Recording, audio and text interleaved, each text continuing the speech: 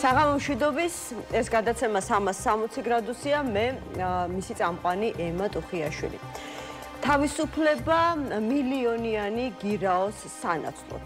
ირაკლი ღარიბაშვილს ბრალი წარუდგინეს, მაგრამ არ დააპატიმრეს. ამან დამატებით გააღვევა ეჭვები იმასთან დაკავშირებით, რომ ის რაც ყოფილ ორჯერ პრემიერთან დაკავშირებით ხდება, კორუფციასთან ბრძოლა კი არა, მის წინააღმდეგ შურისძიებაა. მოვისმინეთ კიდევ უფრო მეტი ვერსია, დაწყებული იმით, რომ დიდი რეპუტაციული ზიანით ღარიბაშვილი პოლიტიკურად პირდაპირ გაანულეს, დამთავრებული იმით, რომ მოილაპარაკა ბიძინა ივანიშვილთან და ნელ-ნელა უკანონოდ მიღებულ სხვა შემოსავლებსაც დააბრუნებს. ფაქტი ერთია.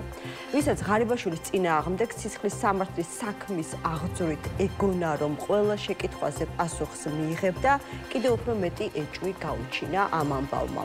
ხომ არ არის ეს პოლიტიკურ კრიმინალური კომბინაცია ერთი დიდი თამაშის ნაწილი და ვინ დარჩება საბოლოოდ მოგებული ყოფილ მაღალ ჩინოსნებზე დაწყებული სამართლებრივი დევნით. ყველაფერს მაინც საბოლოო განაჩენი გადაწყვეტს. ვის სიკვდილი და ვის ჩამოხრჩობა. მანამდე კი დრო საკმარისზე მეტია. ჯერ ის წერტილი გადალახული არ არის, საიდანაც დაბრუნება უბრალოდ არ შეიძლება. რაც ჩვენ არ შემოbrunების წერტილს ვუწოდებთ. ვიქტორ ყიფიანი, JOKS-ის თავმჯდომარეა ჩვენი გადაცემის სტუმარი. მოგესალმებით, მადლობა გადაცემაში მონაწილეობისთვის. დავიწყებდი აუცილებლად თქვენთან საუბარს ამ თემით, როგორც იურისტთან პირველ რიგში. ძალიან ბევრი შეკითხვა გაჩნდა, მაინც რას ედავებიან ირაკლი ღარიბაშვილს, იმიტომ რომ დღეს ჩვენ რაც მოვისმინეთ, არა მხოლოდ დღეს, მაგრამ დღეს კიდევ რაღაცები დაზუსტდა, როგორც აღმოჩნდა, ედავებიან არა მაგალითად ბიუჯეტიდან მოპარულ ფულს, არამედ პრემიერობის პერიოდში ბიზნესიდან უკანონოდ მიღებულ შემოსავლებს. თქვენ როგორც იურისტმა, როგორ გაიგეთ კონკრეტულად რას ედავებიან ყოფილ ორჯერ პრემიერს? ესე გავიგე, საუბარი როგორ არის მოხსე, ესე იგი უკანონო შემოსავლების ლეგალიზაცია დიდი ოდენობით და საუბარია განსაკუთრებით დიდი ოდენობით. განსაკუთრებით დიდი ოდენობით მართალი ხართ, ხო, და ესე იგი საუბარი არის, რომ კარგული ბიზნეს სტრუქტურების ფარველობით იყო დაკავებული და შესაბამისად სანაცვლოდ რაღაც თანხას იღებდა. ასეთი არის ყოველ შემთხვევაში ინფორმაცია, რომელიც ჩვენ დღეს მოვისმინეთ დღის განმავლობაში.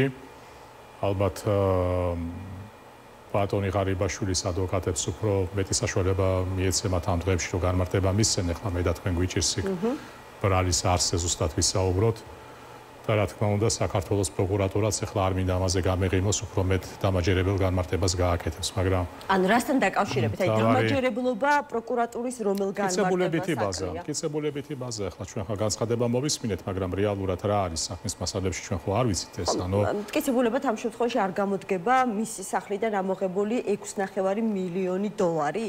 იცით, ახლა სიღრმეებში მივდივართ, ახლა რა თქმა უნდა, ყველა შეიძლება დაეპატოს გონივრული ეჭვი, საიდან ასეთი თანხა, ასეთი ოდენობის თანხა. ჩვენ თუ გავითვალისწინებთ, თუ რა სარგოები აქვს ჩვენთან სამოხელეო, მათ შორის მაღალი თანამდებობის პირებს, იდეაში ასეთი თანხა ესეთ რეჟიმში თავს ვერ უნდა იყრიდეს. ხო, ჩვენს მისმა წარმომადგენელმა ამ თემასთან დაკავშირებით პატარა მცირე განმარტება გააკეთა, როგორც ჩანს, ღარიბაშვილთან შეუთანხმებლად ადვოკატებს არ აქვთ მაინც დიდი თავისუფლება კომენტარების კეთების, თუმცა ამ ფულთან დაკავშირებით მან თქვა, რომ 9 წლის განმავლობაში 6.5 მილიონი დოლარი ბიზნესიდან მიღებული ღვინის ქარხნებიდან საკმაოდ ნორმალური, ასე ვთქვათ, მოგებაა. კიდევ ერთხელ რომ ვიმეოროთ, ჩვენთვის ძალიან რთული ახლა საუბარი, იგივე ბიზნეს კომპანიებში საქმიანობის დროს, როგორი იყო ბატონი ღარიბაშვილის საარგო ან დივიდენდების ოდენობა.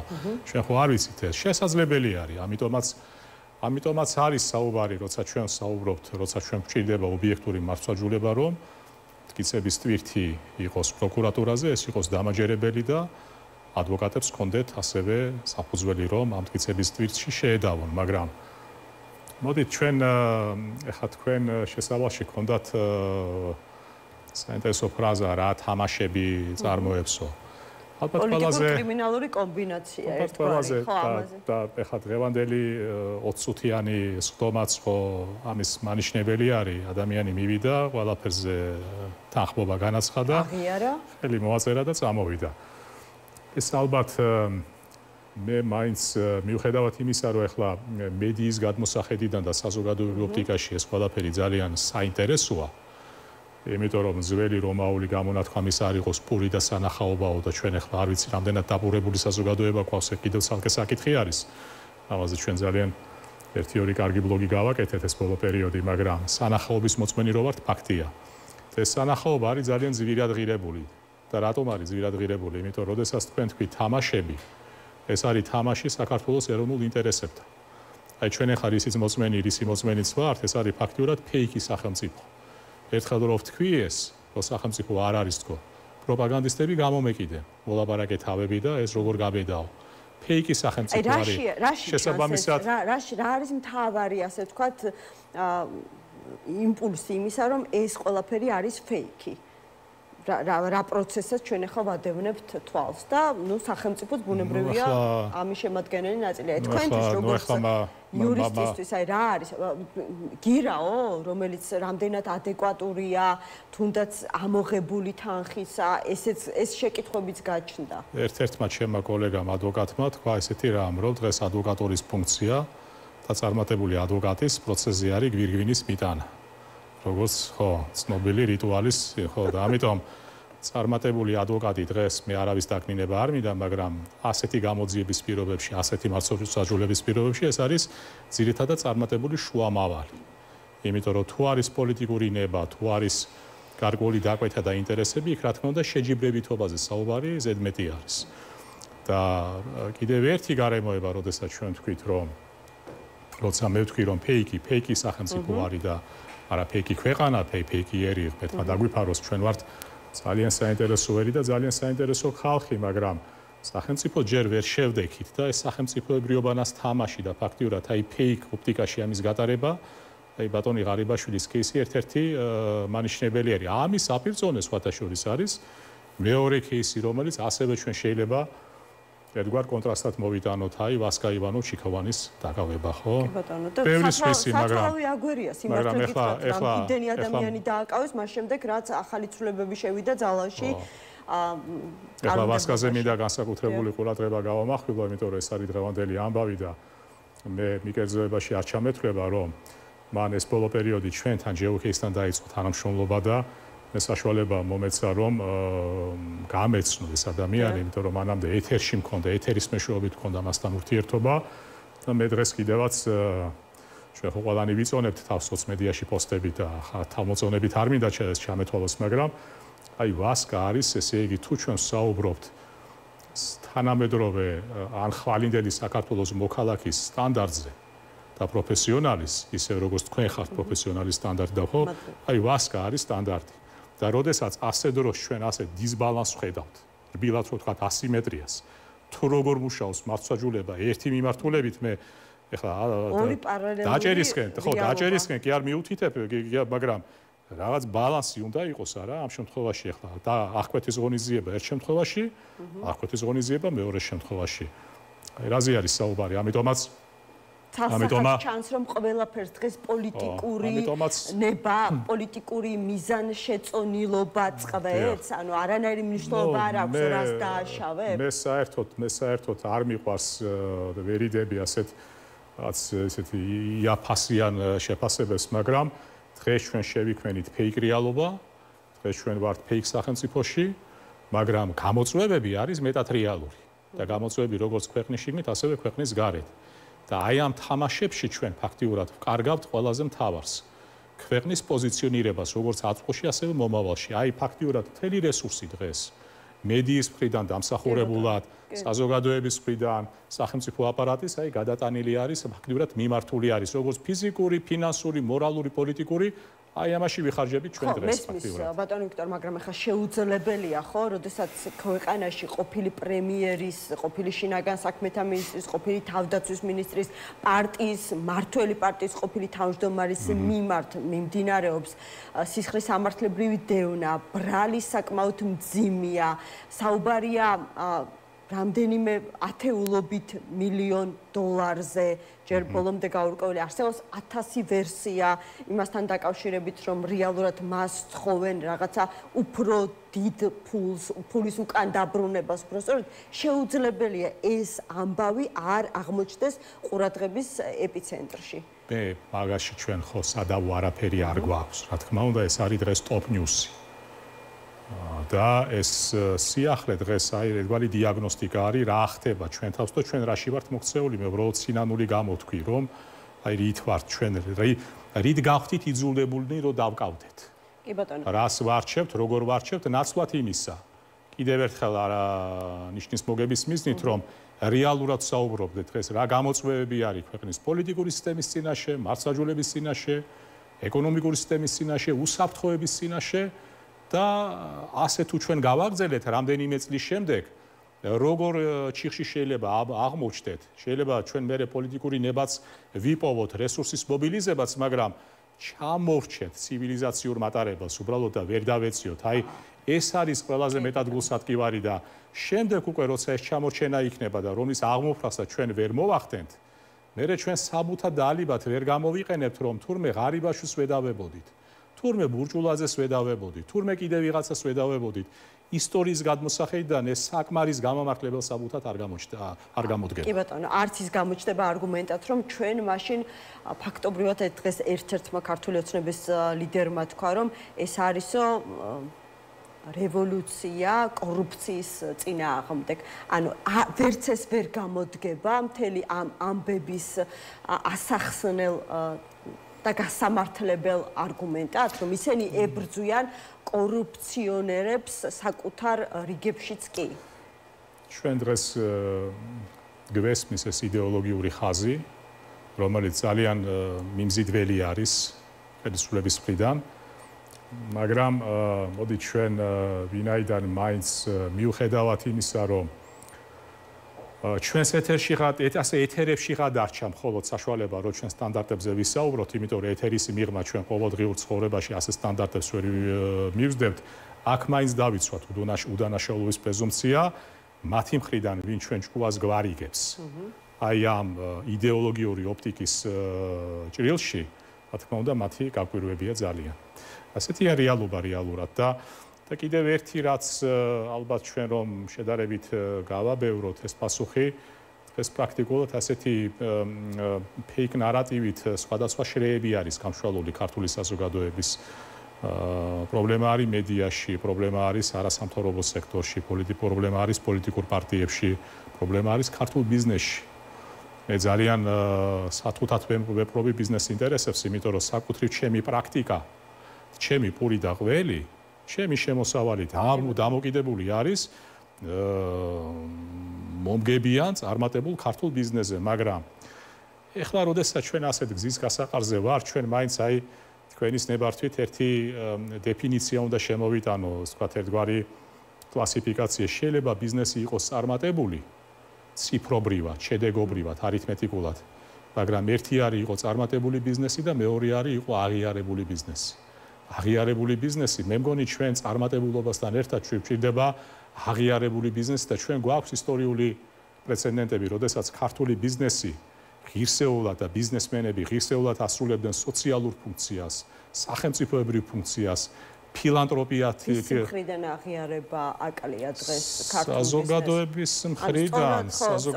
მხრიდან, როდესაც მეტი აქტიური პოზიცია, როდესაც მარტო იმის მომიზეზება, რომ ეხლა იცით რა, თქვათ ამ აქტივობამ არ დააზიანოს ჩემი ბიზნესი და მე დღეს ხმას ვერ ამოვიღებ და გარკვეულ ჯერს და დროს და უკეთეს დროს დაველოდები.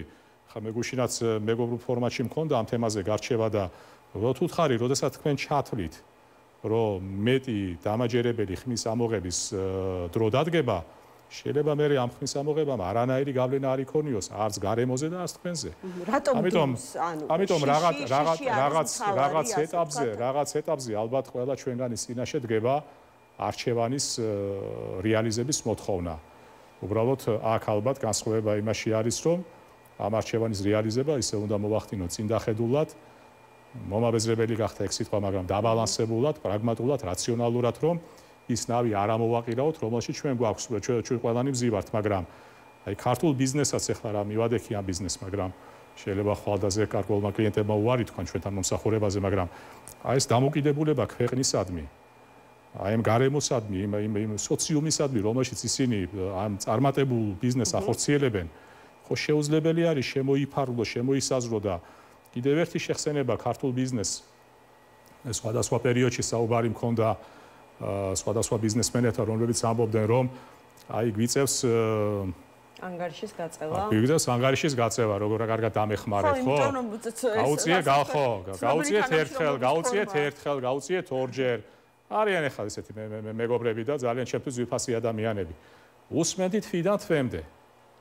და მიბებდებოდა კითხვა, ეს ანგარიში გაწევა, ხო, ეს ხო დაუსრულებელი პროცესი არის და რაოდენ ეს შეიძლება ვინმე არ ჩათვალოს ბელეტრისტიკად, მაგრამ ყველაზე საუკეთესო თავდაცვა ბიზნეს ინტერესებისათვის არის არა ასე ანგარიშის გაწევა, არამედ ქმედითი, რეალური სახელმწიფო ქმედითად მოქმედი ინსტიტუტებით, მათ შორის მართლმსაჯულებით. ხარკის გადახდას არ დაემსგავსოს ეს ანგარიშის გაწევა ამის ასე ვთქვათ. და რას თავარი არის, მაგითაც ვერ ალაგებენ საბოლოო ჯამში და დადიან ესე მოჯადებულ წრეზე.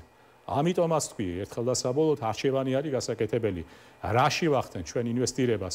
იმ არხების გამოყენებით, რესურსების მოძრაობით, თუ რესურსების მიმართვით რეალური სახელმწიფო შექმნისაკენ. ბიზნესის მხარდაჭერა ერთ-ერთი, ასე ვთქვათ, ფუნდამენტი, რაზეც დღეს დგას ქართული ოცნება. არის ძალიან, ასე ვთქვათ, მნიშვნელოვანი მდგენელია, ნამდვილად არ არის ხელწამოსაკრავი ფაქტორი. ზოგადადაც ცნობილია, ვის მხარესაც არის კერძო სექტორი, ის უფრო მყარად გრძნობს თავს. ზოგადად მას შემდეგ, რაც საქართველომ გამოაცხადა დამოუკიდებლობა, ზოგადად ყოველთვის ქართული ბიზნესის პრობლემა იყო, რომ ჩვენთან წარმატებული ბიზნესი განისაზღვრებოდა მეფის კართან სიახლოვით.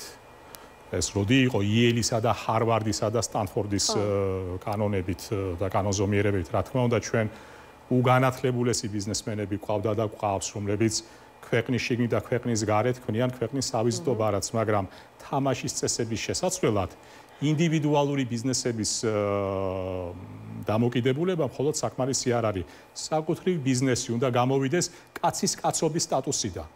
იქცეს თავმოყარე კასტად და თუ ბოლოს და ბოლოს პოლიტიკურ პროცესებზე უნდა გავლენა მოახდინონ, პოლიტიკურ რესურსში მათი ფინანსური რესურსის ინვესტირება მოახდინონ და ისე შეიძინონ პოლიტიკური წვრილობის ხმა. როდესაც გქონდათ მათ შორის ესეთი მეგობრული ფორმატის საუბარი, ალბათ უფრო გახსნილი, გულ-და-გულ, სადაც ბევრი რამის თქმა შეიძლება, რასაც არ იტყვი საჯარო სივრცეში. არ მიიღეთ მათგან პასუხი? მე მაგალითად ხშირად მომისმენია გულ დაწყავეტით საუბარი იმაზე, რომ ვერ ხედავენ სხვა პოლიტიკურ ალტერნატივას, რომელშიც არა მხოლოდ მაგალითად რისკს გაწევდნენ და ფინანსურ რესურსს ჩადებდნენ, არამედ დასაყრდნობ პოლიტიკურ ძალასაც იპოვნიდნენ. ეს არ გითხრეს? ერთ-ერთი მიზეზი ეგ იყო ალბათ. კიდევ რა იყო მიზეზი? ახლა სხვადასხვა ხა მე სიმართლე რო გითხრათ ახლა ამის ინვენტარიზებით ვერ დავკავდები მიზეზები ალბათ აი ერთ-ერთი მიზეზი ალბათ არის ის რომ ყველას ეშინია პრეცედენტის შექმნა რომ ეს პრეცედენტი მე არ დარჩეს ეულ პრეცედენტად ვაიროსები არ აყვებიან ვერ აყვებიან ეს არ გადავა რაღაც ეს თქვა აი ტალღისებურ მოძრაობაში და შესაბამისად გაიჭყიტებიან მათ შორის მათი კოლეგების მხრიდან მდუმარე პასიური პოზიციის გამო. ხო, თქვენი მხრიდან ასეთი ტიპის საუბრის გააქტიურება მათ შორის კერძო სექტორთან არ მიკვირს, იმიტომ რომ ყველა ველოდებით თქვენგან შემდგომ ნაბიჯს, უფრო კონკრეტულს, უფრო დაზუსტებულს, უფრო გამოკვეთილს პოლიტიკაში. ანუ შეგვიძლია რაღაცა დრო დაგვისახელოთ, უკვე რაღაცა გადაწყვეტილების შესახებ გაგვანდოთ, როდის გიხელავთ პოლიტიკური პარტიის წარმომადგენლის, ასე ვთქვათ, რეგალიით, მათ შორის ჩვენს გადაცემაში.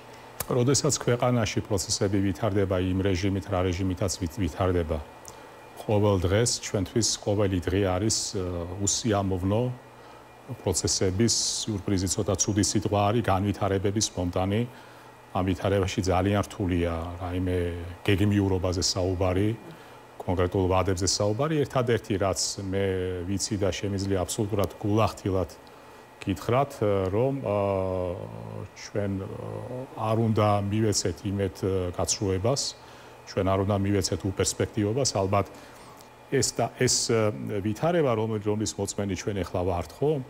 ერთ-ერთი მთავარი იარაღი, რაც ახლა ჩვენ გვიპირისპირდება, ეს არის განწყობა. აი ჩვენში უპერსპექტივობის განწყობის შექმნა. ერთი არის, რომ ქვეყანას უქმნიან უპერსპექტივობის იმიჯს და მეორე არის, რომ ქვეყნის შიგნით მის მოსახლეობას უქმნიან უპერსპექტივობის განცდას. იქაც და აქაც აი განწყობის თეორიაზე ვსაუბრობ ჩვენ ფაქტიურად, ამიტომ ერთადერთი რაც მე შემიძლია გითხრათ ყოველგვარი აქ აბსოლუტურად უინტერესოვანი იფიანი რას აპირებს, ან მისი გუნდი რას აპირებს, თავარი არის ის, რომ ჩვენ კვლავინდებურად გავაგზავნოთ ჩვენი მოვალეობების შესრულება, ჩვენი მოქალაქეობრივი და პროფესიული მოვალეობის შესრულება.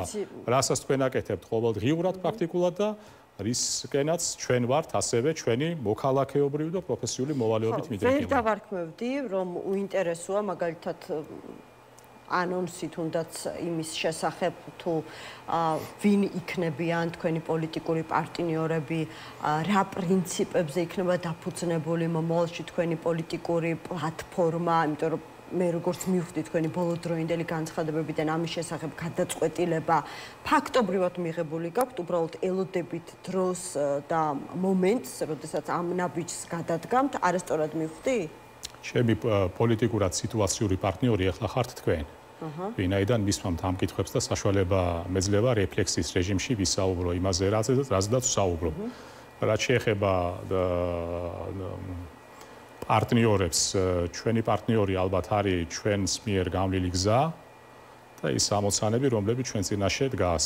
ის გუნდი, რომელსაც მე განვეკუთვნები და ძალიან ამაყივა, რომ ვარ ამ გუნდის წევრი. ვინაიდან მიუხედავად 1000 სპირალისებური განვითარებისა, მიუხედავად 1000 ჭორისა და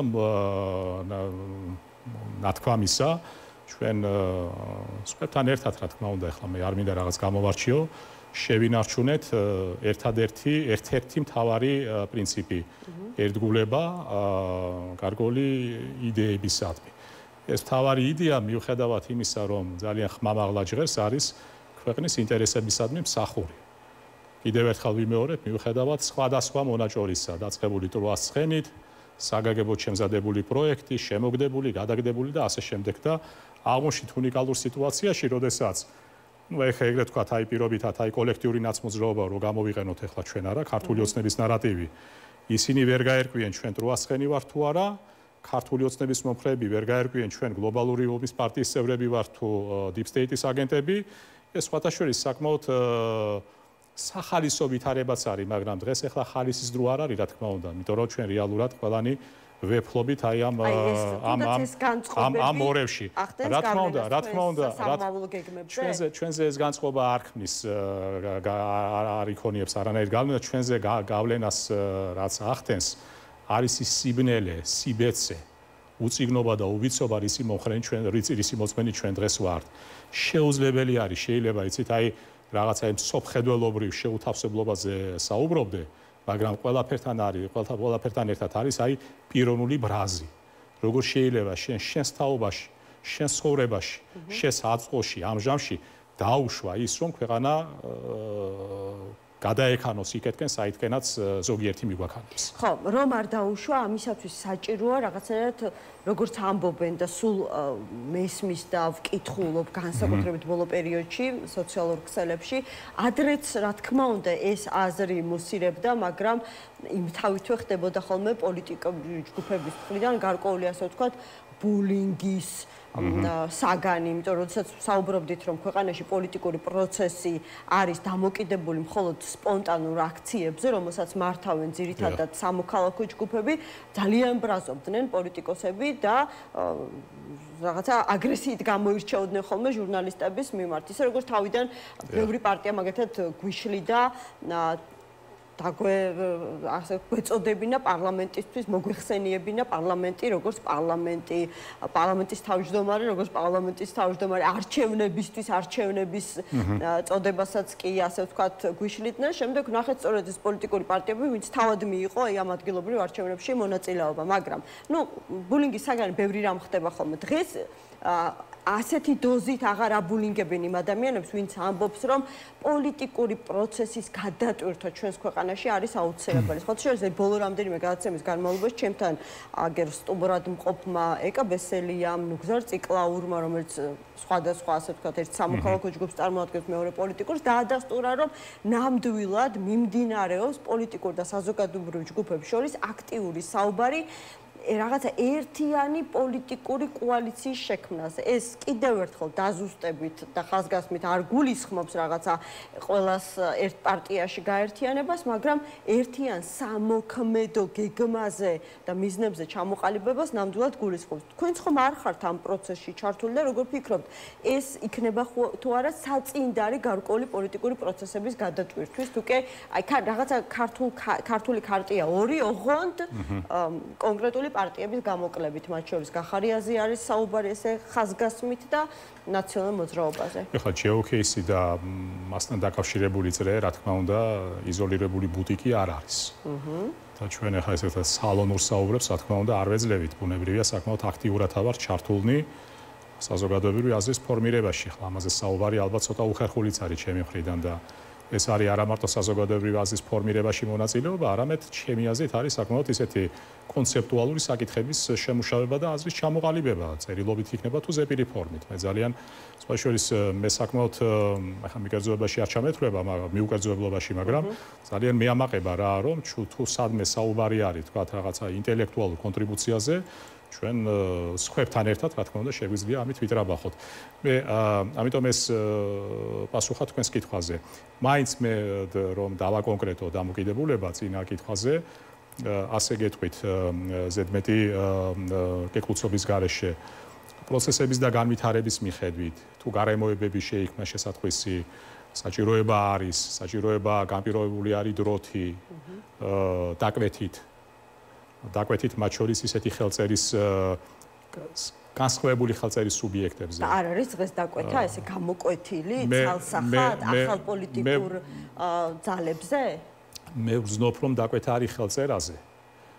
და ამ ხელწერას, რა თქმა უნდა, თუ არსებული სუბიექტები ვერ უპასუხებენ, მაშინ სხვა სუბიექტებმა უნდა უპასუხონ. ამიტომაც, როდესაც მე ვთქვი, რომ თავარი არის შინაარსი და არა ფორმა, და შინაარსი განპირობებული არის არა იმით, თქვათ, რამდენი ლაიქი არის შენს Facebook-ზე ან ასე შემდეგ, არამედ რეალურად შენ აი ამ მოჭიდებას უნდა გზნობდე რა, რომ დაკვეთა არის და ამას სჭირდება თავისი მიწოდება.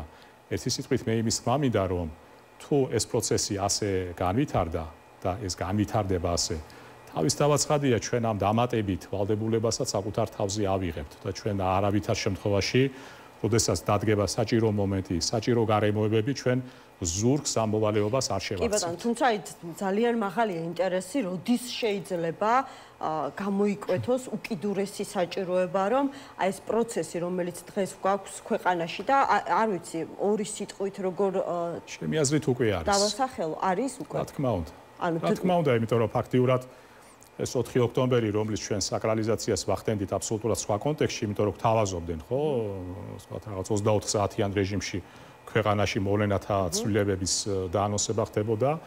ეს გარკვეულწილად მართლა წყალგამყოფი აღმოჩნდა, იმიტომ რომ ერთხელ თქვი, რომ შეუპოვარი პოლიტიკური ფრთა, მე არ მიყვარს ეს სიტყვა რადიკალური, შეუპოვარი პოლიტიკური ფრთა ფაქტიურად აღმოჩნდა უნარო აღესრულებია ის დღის წესრიგი და ჩვენ კიდევაც რამდენჯერმე შევეხეთ ჩვენს ეთერში, რომ მე ვერ წარმომედგინა ეს განცხადება, როგორ შეიძლებოდა მისი რეალიზება და მიმაჩნდა საკმაოდ ну, ახლა ინფანტილური ცოტა რთული ნათქვა, მაგრამ საკმაოდ სახიფათო განცხადება და სახიფათო დაპირებად.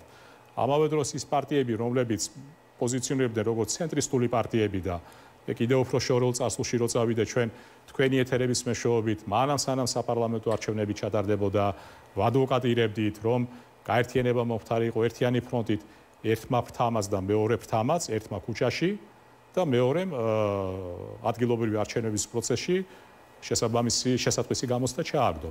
ამიტომაც ჩემი აზრით დღეს ეს დაკვეთა არის ისე როგორც არასდროს და ჩემი აზრით ამ დაკვეთას მართლაც სჭირდება მიწოდება, მით უმეტეს რომ რამენაირად განეიტრალდეს, გაფერმთავდეს, შესუსტდეს უიმედობის ფონი, რომელიც დღეს საკმაოდ შესამჩნევი არის. მაშინ ასე ვთქვათ, დროის თვალსაზრისით დიდი ფუფუნებაც არ არსებობს, ანუ დრო არითმეს და დროულად არის ეს გადაწყვეტილებები, მისაღები და კონკრეტული ნაბიჯები გადასადგმელი პოლიტიკაში, თუმცა რა თქმა უნდა, ბუნებრივია ველოდებით თქვენგან უკვე საბოლოო გადაწყვეტილებას მას შემდეგ რაც გეცოდინებათ ვისთან ერთად მოდიხართ ძირითადი ბირთვი გასაგებია მაგრამ სახელი ასე ვთქვათ მიზანი როგორც ხდება ხო როგორც ახასიათებს ყველა პოლიტიკურ პარტიას კი დღეს ჩემი აზრით ჩვენი მსგავს მივადებით როდესაც თეატრალიზებული გამოსვლების დრო აღარ არის მათ შორის ჩემი მხრიდანაც ამიტომ რასაც პასუხობთ სრული პასუხით. აქ არაფერი სანახევროდ არ არის და არაფერი სხვა სანახევროდ გადამალული. ძალიან არსებითი არის რომ საკუთარი თავი პროცესში იპოვო.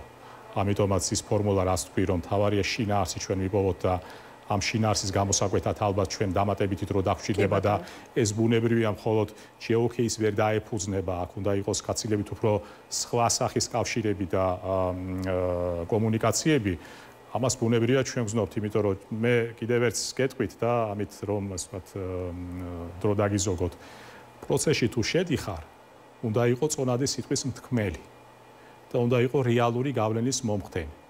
ატრიბუტად და ატრიბუტიკად ვერ ჩემი თავი ვერ წარმომიდგენია და ვერ ჩემი მეგობრები დეკორაციად. თუ შევდივართ, ეს უნდა იყოს რეალურად სიტყვის მთქმელი.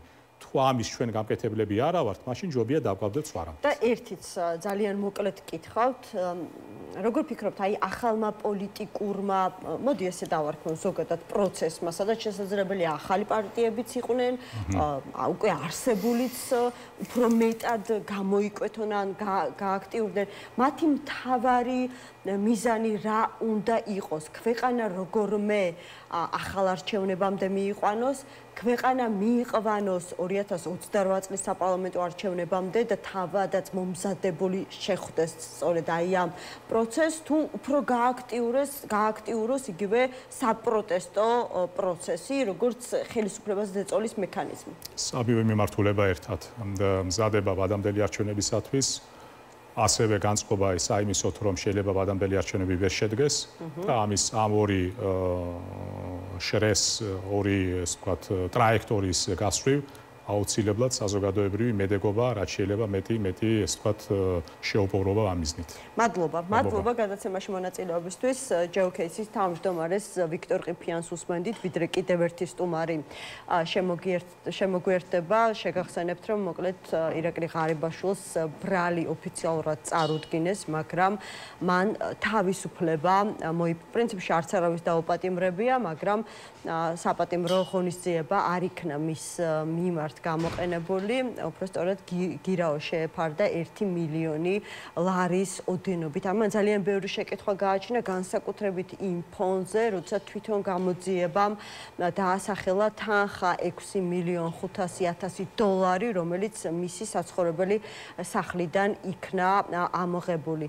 ბევრი განმარტება მის უფლებადამცველებს არ გაუკეთებიათ, პრინციპში სასამართლო პროცესიც ძალიან მალე დასრულდა. ღარიბაშვილმა დაადასტურა, რომ ის წარდგენილ ბრალს აღიარებს, განმარტა და აღნიშნა ისიც, რომ არავის წინააღმდეგ მას ჩვენება არ მიუწია და რაც ვნახეთ, მისი წარმოადგენლები აქცენტს აკეთებენ იმაზე, რომ ირაკლი ღარიბაშვილს ჰქონდა ბიზნესი გარკვეული პერიოდის განმავლობაში, ის იყო კერძო სექტორში, მას შემდეგ რაც პირველად წავიდა, ასე ვთქვათ, პირველ ჯერზე წავიდა პრემიერობიდან და შემოსავალი, რომელსაც მას ედავებიან, სწორედ კერძო სექტორიდან, უფრო კონკრეტულად კი ღვინის ქარხნებიდან აქვს მიღებული. დიმიტრი სქიტიშვილი, პოლიტიკოსია, ჩვენი გადაცემის სტუმარი, მოგესალმებით, მადლობა გადაცემაში მონაწილეობისთვის. ვიქტორ ყიფიანს უსმენდი და მან თქვა, რომ ის პროცესი, რასაც ჩვენ ახლა ვადევნებთ თვალს, იმ პროცესს არაფერი არ აქვს საერთო სამართლებრივ პროცესთან და არის ერთი დიდი ფეიქის შემადგენელი ნაწილი, როგორც არის მთელი მართლობის სისტემა, რომელშიც დღეს ჩვენი ქვეყანა ცხოვრობს. საინტერესოა თქვენ რა დაინახეთ, თქვენთვის რა იყო ყველაზე საკვანძო და იმიტომ რომ ბევრი ვერსია არსებობდა, ხო, განსაკუთრებით მას შემდეგ, რაც ჯერ კულუარულად გავრცელდა ეს ინფორმაცია, რომ ერთჩიანი ირაკლი ღარიბაშვილს შეიძლება დაიჭირონ. იყო ვერსია იმაზე, რომ დიდი ფული აქვთ წაღებული, არ ვიცი, ქართული ოცნების შავი სალაროდან და იმის უკან დაბრუნებას ითხოვენ და აი ახლა უკვე კონკრეტული ფაქტები გვაქვს, ხო? 1 მილიონი ლარი გირაოს სანაცვლოდ კონკრეტული სისხლის სამართლის საქმე, მის წინააღმდეგ აღძრული იქ 6 მილიონ ნახევარი თანხა ამოღებული და ასე შემდეგ. ანუ აი რაიმე ვერსიაზე თუ ჩამოყალიბდით, რა შეიძლება ეს იყოს მთელი ამ პროცესის კიდევ ერთხელ ვერსიები ძალიან ბევრი შეიძლება იყოს, ახლა ჩვენ ფაქტები არ აგვაქვს და რა თქმა უნდა საქმის დეტალები არ ვიცი და შეიძლება არ ვიცოდეთ, იმიტომ რეალური საქმის გარკვევა სხვანაირად იქნება, არც სასამართლოში იქნება, არც პროკურატურაში მის მიღმა იქნება სავარაუდოდ. თავარი აქ რაც არის და რისი ცალსახად თქმა შეგვიძლია მიმდინარე პოლიტიკური პროცესიდან, რომ ეს არ არის კორუფციასთან ბრძოლის მექანიზმი, იმიტომ რომ კორუფციასთან ბრძოლის შემთხვევაში ბევრად უფრო სხვანაირად მიემართება. აი როგორ სხვანაირად? აქ გითხავთ რა, იმიტომ რომ ახლა სადისკუსიო თემაა, როცა არ არის ეს კორუფციასთან კავშირი, ამას არ აქვს, მაგრამ დღესვე იყო მე მგონი რომეო მიქაუტაძის პროცესი. ვიცით რომ ჯუანშერ ბურჭულაძე ისევ საპატიმროში არის და მასთან დაკავშირებული რამდენიმე პირი. გრიგოლ ლილოაშვილს თვითონ ბრალი ჯერ არ წარდგენია, მაგრამ მისი გარემოცვის 3 წევრი ყავთ დაკავებული. აი როგორ შეიძლება არ ვილაპარაკოთ და გამოვრიცხოთ რომ ეს ყველაფერი, რასაც ჩვენ თვალს ვადევნებთ, აი თუნდაც კორუფციასთან ბრძოლის ელემენტებს მაინც შეიცავს. არა, ელემენტებს როგორ არ შეიცავს, მთელი სპექტაკლი გვაქვს კორუფციასთან ბრძოლის. ეს სპექტაკლი გვაქვს, რა თქმა უნდა, მე არც იმას გამორიცხავ რაღაცა გარკვეული აღიარების შედეგად რაღაცა თანხებიც კი გადაიხადო, მაგრამ ბიუჯეტში შეიტანა ბიუჯეტის სასარგებლო თითქოს ამითი 5 ან 2 ან 3 მილიონი არ ვიცი რაღაცა თანხა, თითქოს რაც აზარალეს სახელმწიფოს ამას გაუსტუმრებენ. რეალურად უნდა გვესმოდეს, რომ ამის მიღმა მიმდინარეობს პროცესი, ეს პროცესი ახლა ჭორებად რაც დადიოდა, შემთხვევით ხო არ გამოვიდა, ანუ ეს არ იყო მოგონილი ჭორი, ეს აღმოჩნდა რომ ეს ჭორები გამოდიოდა. ანუ ეს გამოსული ჭორები ხო ჩვენ პოლიტიკურ ესე ვთქვა და ენაზე რო ვთქვა, ეს არის გარკვეული მუქარა ჭორი გამოვიდა, იმიტომ რომ არაპირდაპირ დაემუქრა თუ ესე არ იქნება როგორც საჭიროა, აი ეგერ ჭორები უკვე დადის და დაჭერას გიპირებთ. ეხლა არის საუბარი რომ ან აღიარებ და მოიტან იმ თანხებს რომელზეც იყო სავარაუდოდ საუბარი, ან უკვე აი ჩვენ ასე ვთქვათ რომ არ ხუმრობთ ამის მაჩვენებელი ისე რომ სიხლის სამართლის საქმე აღზრული და კონკრეტული ადამიანი არის უკვე გირაოს ეს. ანუ რის თქმა უნდა თუ ჩვენ თავარ კითხვას უნდა უპასუხოთ. უპასუხოთ აუცილებლად ძალიან მძიმე ინფორმაცია ვრცელდება, არ ვიცი ფოტო თუ გვაქვს რომ ვაჩვენოთ. თავს დაესხნენ ნადიმ ხმალაძეს პირველები ავრცელებს ხოთშორის ამ ინფორმაციას, ჯერ არ მინახავს სხვაგან თუ არის კიდევ უცნობი პირები სამოქალაქო აქტივისტს საკუთარ სახლთან ჩაუსაფრდნენ და ფიზიკურად გაუსწორდნენ. აი ხა თქვენ ხო, კი ბატონო, თავის Facebook სოციალურ ქსელებში თავად ავრცელებს ამ ინფორმაციას, მოკლედ აი ამ დაზუსტებას შევიტან, როგორც უკვე გითხარით, მას უცნობი პირები დაესხნენ თავს. ნადიმ ხმალაძე არის 4 ოქტომბრის საორგანიზაციო კომიტეტის ერთ-ერთი წევრი და ისიც, როგორც ვიცით, გამოიკითხა სამართალდამცავების მიერ ბოდიში, სწორედ აი ამიტომ შეგაწყვეტინეთ. ხო, არა, მე მესმის რამდენი ასეთი ამბავი შეიძლება დავაკომენტაროთ. ძიმია ვითარება რომ ესე ვთქვათ რომელ ერთს გამოეხმაუროთ მართართულია ხოლმე თორე დღეს უამრავი დაპატიმრებები იყო ზოგი სისხლის სამართლის ეს მართლა ცოტათი მივიწყებული ხონდა ფიზიკური თავდასხმები მაგრამ როგორც ჩანს ამასაც ადგილი აქვს და ეს პერიოდულად იქნება ეს არის დამახასიათებელი რეჟიმის სამწუხარო ჩვენ ამ რეალობაში გადავით სადაც სახელმწიფო თუ ამას სახელმწიფოს დავარქვით ესე ფუნქციონირებს ვიღაცას არაფორმალური ესე ვთქვათ რაზმებით აშინებს ვიღაცას ფორმალური რეპრესიული კანონებით ვიღაცას ხულიგნობაზე სისხლის სამართლით იჭერს ამ პირიქით როგორც უნდა თუმცა სინამდვილეში თუმცა რაღაცა უზარმაზარი ქონების მიტაცებისთვის როგორც ამბობენ შესაძლებელი გირაოთი ანუ 6 მილიონი შეიძლება მოიპარო მინიმუმ რაც სახში აღმოუჩინოს მაგრამ მილიონად შეიძლება გარეთ გამოხვიდე საქმე სასამართლომდე ანუ თუ ეს იყო რაღაცა შიდა დაპირისპირება შიდა დიდი გარჩევის საკითხი თუ საქმე თემა ხო აი რატომ მივიდა საქმე სწორედ უკვე დღეს უკვე ვნახეთ რომ სასამართლომდე ანუ მე არ ვიცი მოგწონთ ახლა კიდევ ერთხელ ვარაუდს გამოთქვა, მთავარი რაც არის ამ შემთხვევაში, რომ ეს რომ იყოს რეალურად კორუფციასთან ბრძოლა იწყება პირველ რიგში დამოუკიდებელი სააგენტოთ. იმიტომ კი რაღაცა იდეა ფიქსია. უბრალოდ თუ არ არის დამოუკიდებელი, ყველა დანარჩენი არის პოლიტიკური შეკვეთა. დღეს ახლა ჩვენ რაჟდენ კუპრაშვილი დაახლოებით 3 თვის წინ იძახდა, რომ ფანტასტიკურად აქვს შევსებული თითოეულ ამ ადამიანს დეკლარაცია და აღმოჩნდა, რომ დღეს პასუხისგაცემაც არ შეუძლია, იმიტომ რომ მას რასაც ეუნებიან იმას აკეთებს. ან ანტიკორუფციული სამსახური 1 და მეორე, ასე ვთქვათ, ანტიკორუფციული ბიურო, ასე ვთქვათ, სუსი, თუ მხოლოდ პოლიტიკური დაკვეთებით მოქმედებს, ეს უკვე პოლიტიკურია. მიუხედავად იმისა, მართლა არის კორუფციაში და ალბათ სავარაუდოდ არის და თლად მოგონილი არ უნდა იყოს ეს კორუფციული სქემა, მაგრამ რახან მხოლოდ მიზანშეწონილობით იმ მომენტში არის, მაშინ როდესაც ერთ კონკრეტულ პოლიტიკურ ძალას ამ კონკრეტულ ძალაში მიმდინარე პროცესებს აწყობ, ეს უკვე არის ასე ვთქვათ პოლიტიკური შეკვეთა, ეს არის პერფორმანსი, რომელიც ჩვენ გვაჩვენებენ ერთის მხრივ თითქოს არის კორუფციასთან ბრძოლა, მაგრამ სინამდვილეში ეს არის იმ ფულის ამოღების, რასაც სამწუხაროდ უნდა დავერწმუნოთ, რომ ჭორები რომელიც ცელდებოდა, მართლაც მართალია, იმიტომ რომ როდესაც თქვენ იყავით გიორგი გახარიას პოლიტიკური გუნდის წევრი, მაშინ თქვენი პარტიის ლიდერი ამბობდა ხოლმე და მისი ეს ფრაზა იყო ცნობილი, რომ რეალურად ქვეყნის ბიუჯეტს თუ დოვლაც, რომელიც ქვეყანაში უნდა შექმნილიყო და თანაბრად გადანაწილებული იყო, არ ვიცი, მოსახლეობაზე, ეკონომიკაზე და შემდეგ უკვე მოსახლეობაზე, 20-25 ოჯახი, ასე ვთქვათ, ჭამდა და ითვისებდა. გულისხმობდა თუ არა ერთ-ერთს ღარიბაშვილს და მის გარემოცვას? არ ვიცი, მე კონკრეტულად ვერ გეტყვით, ისი გულისხმობა სავარაუდოდ ის ელიტა იგულისხმობდა, რომელიც არის ქვეყანაში, რომელსაც აქვს წარმოუდგენელი სიმდიდრე, ახლა შეიძლება 1 და 2 მილიონი ბევრი ფულია და ნამდვილად არის დიდი თანხა, მაგრამ ეს წარმოუდგენლად არაფერი არ არის იმ მასშტაბებთან, რომელიც საქართველოში კორუფციის კუთხით არის, მილიარდებზეა თუ არა, რა ვიცი, რამდენიმე მილიარდზე საუბარი საქართველოში კორუფციული სქემის ნაცვლად, მათ შორის კოლ-ცენტრები იქნება, ეს იქნება სახელმწიფო შესყიდვებიდან შემოსული თანხები თუ ასე შემდეგ, უზარმაზარი თანხებია და ეხლა რეალურად კორუფციასთან ბრძოლა თუ გინდა იწყება სისტემური ბრძოლა. სისტემური ნიშნავს, რომ არ ჩერდები და ეხლა ერთ ადამიანს გამოიკიდოთ, თან ხედავთ, რომ არც აპატიმრებენ, მაგრამ საქმეს აღზრავენ, იმიტომ რომ დარჩეს რაღაცა გარკვეული ვაჭრობის მასშტაბი არ გვეუბნებიან რა თანხებზეა საუბარი. თუ ჯვანშერ ბურჭულაძის შემთხვევაში იყო საუბარი ერთ კონკრეტულ თემაზე და მაშინ შეგვიძლია დაგვეწონ, რომ ერთი კონკრეტული შემთხვევა გასკდა, ხო, კორუფციული. აქ საუბარი არ გვიყვებიან რა მასშტაბზეა საუბარი. ანუ იმ მასშტაბზე იქნება, რაც საბოლოო ჯამში დაჭირდებათ იმისთვის, რომ გადაფუთონ და ჩვენ დაგვაჯერონ, რომ ნუ კორუფციაზე დავიჭირეთ, მან გაისტუმრა, ასე ვთქვათ, სავარაუდოდ ბიუჯეტთან გაასწორ ანგარიშები და ნუ რა გაასწორეს. ანუ ველოდებით, რომ სწორედ ასე შეიძლება დამთავრდეს. ან მე ფიქრობ, რომ ეხლა ღარიბაშვილის სისხლის სამართლებრივი დევნა.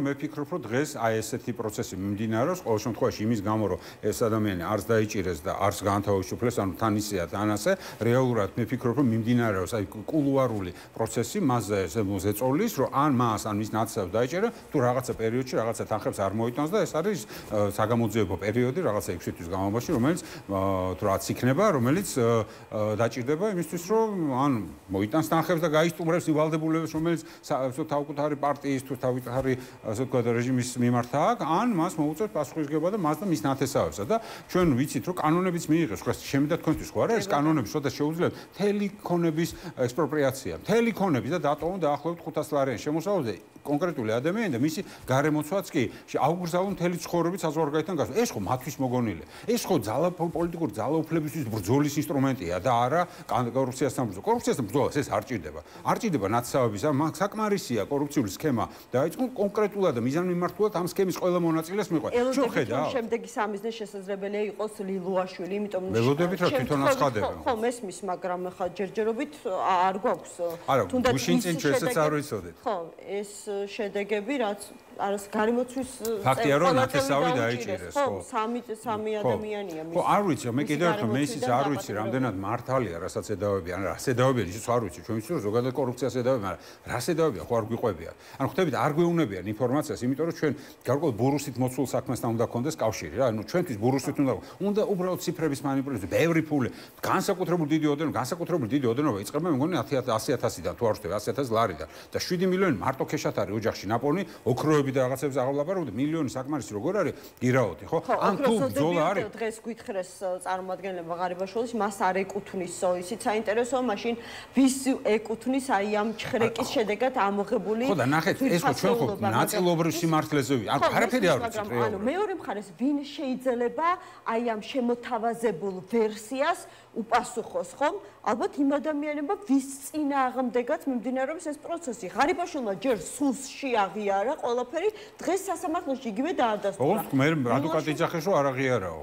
ოღონდ აღიარება მაგრამ ვერ გავიგე მართალია ხა სამართლებრივი რა სტატუსი მისცეს ანუ აღიარება მაგრამ არ მოუპარეა რაღაც არ ვიცი ანეკდოტური სიტუაცია არის იყო ესეთი მოიპარე მაგრამ არ მოიპარავს რაღაც ესეთი ანეკდოტი იყო ძველი მაგრამ ის თქვა მინდა უბრალოდ ეს ყველაფერი არის მოიპარავს მიპოვნია არა ეს კიდე სხვა არის ხო მაგრამ რეალურად ჩვენ ვაკვირდებით რომ ეს არის კიდევ ერთხელ შიგნით მიმდინარე პროცესი ძალაუფლების გადანაწილების რატო არ ხდება მოქმედი რომელიმე მაღალჩინოს სიმართლეა დავიჯერო რომ ესეთი სუფთა არის ყველა დანარჩენი ეს ხო გამორიცხულია თუ ესეთი არის იგივე კალაძეს გენია და გეკითხებია. აქ პრინციპი რაში მდგომარეობს, იცი რომ თუ არსებობდა ამდენი ხნის განმავლობაში ძალიან ინტეგრირებული, ანუ პრინციპი საფუძველი ვინც იყო ამ ხელისუფლების უსაფრთხოების სამსახურის უფროსი, პრემიერ-მინისტრი, თავდაცვის მინისტრი, მეორე თავდაცვის მინისტრი, თუ ამდენი ესეთი გავლენიანი ადამიანები იყვნენ კორუფციაში მხილებული, დავიჯერო ისე განთავისუფლდა, რომ ამ ადამიანების ასვლით საერთოდ მოკვდა კორუფცია, ანუ როგორც მინიმუმ მიმდინარე პროცესში უნდა იყოს მოქმედი მაღალჩინოსანი ვიღაცა კორუფციაში. ეს იქნებოდა კორუფციასთან სისტემური ბრძოლა. მაგრამ ჩვენ ახლა ხედავთ რომ მიზანმიმართულად მხოლოდ კონკრეტულ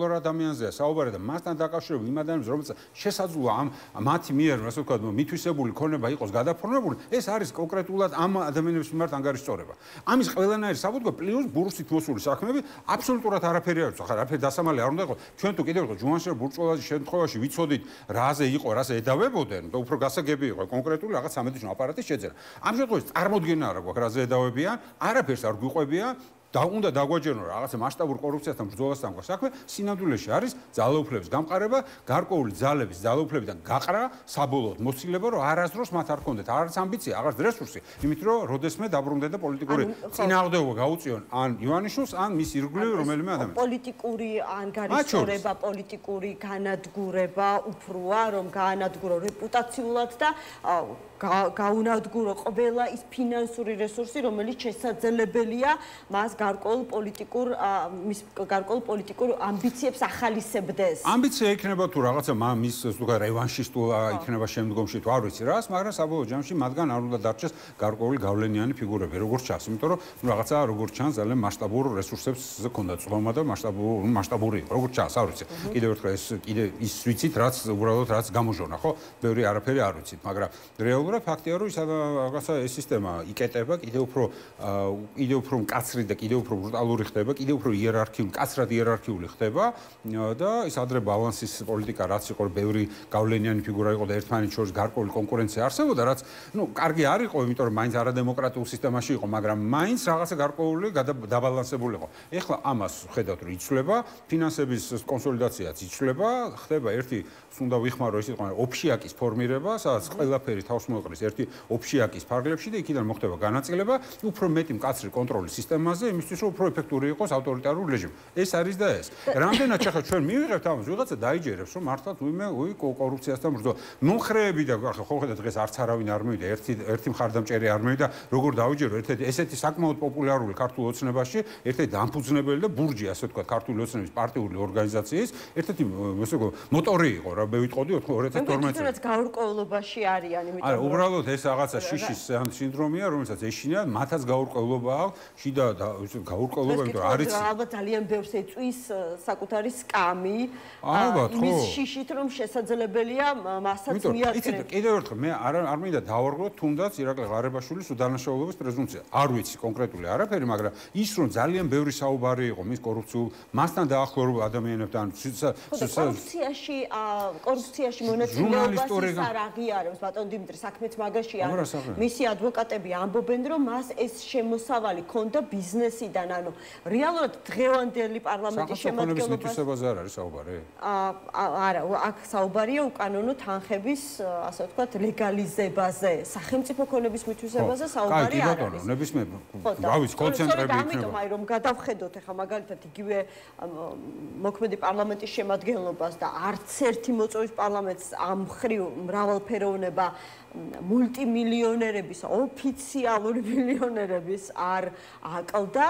ძალიან ბევრ დეპუტატს აქვს, ასე ვთქვათ, საკუთარი ბიზნესი, შესაძლებელია ის ეხლა არ იყოს უშუალოდ ჩართული ამ ბიზნესის მართვაში, მაგრამ დამფუძნებლებს შორის მის გვარს აუცილებლად ხო, არ ვიცი ხა ძალიან ზოგადად საუბრობთ, მაგრამ კონკრეტულად ჩვენ ქვეყანაში და ახლობლად ბოლო პერიოდში განსაკუთრებით ვიცით როგორ არის, ხო, ძალიან ბევრი ბიზნესი, ანუ ბიზნეს კონიუნქტურა ჩამოყალიბდა, რომელიც ვერ არსებობს და ვერ იფუნქციონირებს, თუ არ ახარ მიბმული გარკვეულ სახელმწიფო სისტემასთან, რეჟიმის რაღაცა გარკვეულ ინტერესებს თუ არ ატარებ, ეს კონიუნქტურა ხა მე არ გულისხმობ მარტო პატარა რესტორანი და კაფე და მცირე შეიძლება საშუალო ზომის სასტუმროს, მაგრამ ყველა დიდი კომპანია გარკვეულწილად დაკავშირებული ბიზნეს კონიუნქტურა არის მთლიანად კონტროლ ქვეშ, ხა მას ვაკვირდები და რა თქმა უნდა ეს არის კავშირში ზოგადად შავი ფულის ტრიალთან, რომელიც ქვეყანაში არის. ჩვენ ხა ძალიან ტიპიური გამოხატულება, როდესაც ამდენი Porsche, ამდენი Ferrari, ამდენი Lamborghini დადის ქვეყანაში, ღარიბ ქვეყანაში, რომელიც GDP-ც ძალიან მცირეა, ხო?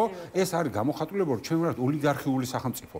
ეს ამდენი კარგი მანქანა, ამდენი ძვირადღირება ხო ერთმა გამომარჯვეს თუ მართლა ასე ვთქვათ ოფიციალური გზით აქვს ინვესტული ნაშოვნი, მაგრამ მიუნხენი მაგალითად ხო ქალაქი თუ ყველაზე მდიდარი ბავარიის მხარის ქალაქი, ცენტრალური დედაქალაქი ხო, იქ არ დადის ამდენი Porsche და ამდენი Lamborghini და Ferrari. ეს შეიძლება ნახოთ დუბაიში, სინგაპურში, აი სადაც განსაკუთრებული კონსოლიდაციაა და უზარმაზარი სიმდიდრეა, შეიძლება მონაკოში ნახოთ, მაგრამ ვერ ნახოთ ჩვეულებრივ ევროპულ ქალაქებში, იმიტომ ეს არ არის ჯანსაღი ნორმალური ამდენი მანქანა იყოს ამდენ გაჭირებულ ადამიანზე. იმიტომ ეს არის აუცილებლად სასახად ოლიგარქიული სისტემის მახასიათებელი, რომელშიც ჩვენ შევედით და ამ შემთხვევაში ეს ოლიგარქიული სისტემა ქმნის შესაძლო საფრთხეებს როგორც ჩანს რეჟიმისთვის, იმიტომ რომ კიდე მოდი გავიხსენოთ ისიც რომ ღარიბაშვილი და ლულაშვილი არც ერთი არ არის დასავლური სანქციების ქვეშ მოქცეული. რამდენიმე ესე ვთქვათ ქვეყანამ, ევროპულმა ქვეყანამ სავიზო სანქციებში მოაქცია, მაგრამ ესენი არც ერთი არ არის მოქცეული ისე თუ მნიშვნელოვან სანქციებში, როგორც მაგალითად გომელაურია. გომელაურს ხედავთ რომ პრინციპში არავინ არ ერჩის. ესე იგი როგორც ჩანს ეჭვებიც გაჩნდა, ის გაჩნდა რომ მათ შეიძლება რაღაცა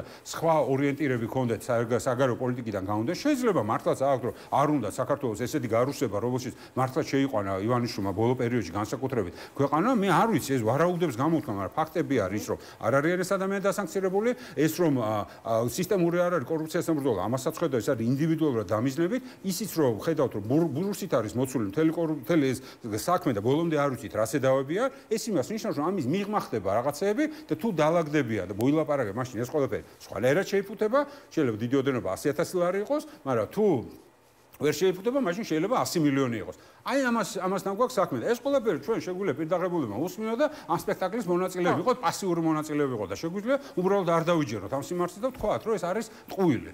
ხო, კიდევ უფრო აი აქტიური, არ ვიცი, ამ პროცესის აქტიური მონაწილეობისთვის რა არის საჭირო? ისე ვუბრუნდები აი ამ ყმადაღებულ თემას, რა უნდა გაკეთდეს იმისათვის, რომ რაღაცნაირად პოლიტიკური პროცესის გადატვირთვა მოხდეს. დღეს რა პროცესშიც ვიმყოფებით, დასულია ერთ ასე ვთქვათ მოცემულობამდე აქციის მონაწილეებისთვის, აქტივისტებისთვის არის მნიშვნელოვანი ყოველ საღამოს შეიკრიბონ რუსთაველის გამზირზე, გადაკეტონ მოძრაობა და პოლიციელების ხელით ხელისუფლებისთვის არის პრინციპულად მნიშვნელოვანი, რომ გზის გადაკეტვის უფლება არ მიცეს. ამას შედეგად მოსდევს ის, რომ ალბათ რამდენიმე ათეული ადამიანის დაკავება ხდება ყოველდღიურად სხვადასხვა დარღვევისთვის. არ ვიცი, ეს ძირითადად არის გზის გადაკეტვა, ზოგ შემთხვევაში არის პირბადის ტარება, ზოგ შემთხვევაში არის ხულიგნობა, ასეც კვალიფიცირდება სხვადასხვა ქმედებები ან სამართალდამცავებისთვის წინააღმდეგობის